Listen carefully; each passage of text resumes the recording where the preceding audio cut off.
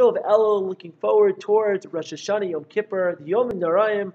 Hopefully we're engaged in some introspection, some cheshbon hanefesh, looking to achieve that tshuva that we also desperately desire. A good way to gain some insight is by opening up a Rambam Hilchos Tshuva. If one does so, they'll notice that the Rambam places emphasis on an element of tshuva that at first glance seems quite strange.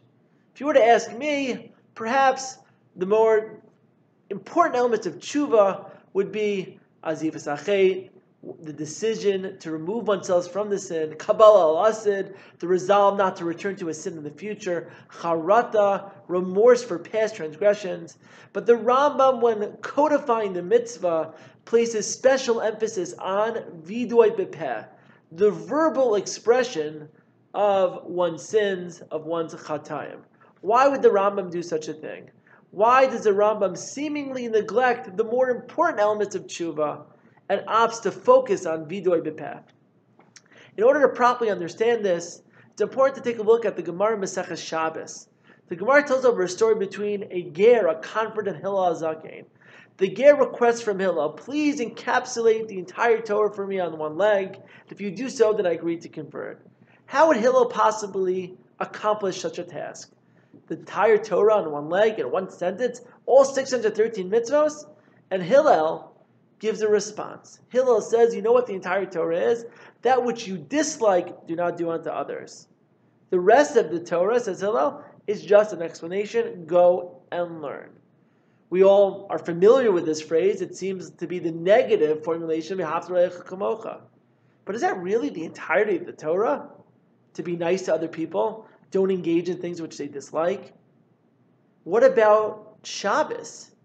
Taras v'shpacha, kashrus, Torah, tefillah. There's so many other elements to Torah Judaism which are recognizable, which are fundamental to the definition of Torah Judaism. That is it really fair to define Torah Judaism as just be a nice person? Rashi is sensitive to this and gives us insight by identifying who exactly is this chaver, who is this friend that one should try to avoid things which they dislike. Rashi explains that this friend is none other than the Ribono Shel Olam, HaKadosh Baruch Hu. And what Hillel is telling this ger, that which you dislike, don't do to HaKadosh Baruch Hu. What does he mean? That there are things which HaKadosh Baruch Hu likes, and there are things which HaKadosh Baruch Hu dislikes. The same way that you have friends who like things and dislike things. The same way that it would be cruel to bring a friend who is lactose intolerant on his birthday to a dairy restaurant, there are things which HaKadosh Baruch Hu doesn't like. Namely the mitzvahs lo taseh. Don't engage in those actions. And the same way that if you had a friend who loved baseball, and you wanted to show how much you appreciate him, so you took him to a baseball game. There are things which HaKadosh Baruch Hu also likes. Those are the mitzvahs aseh. He wants us to engage in the mitzvahs aseh. And therefore, Hillel is telling the ger, the rest of the Torah is understanding that you have a relationship with the HaKadosh Baruch Hu, and now go and learn the things which he likes, the mitzvahs aseh, and learn the things which he doesn't like in order to avoid them, the mitzvahs lo taseh.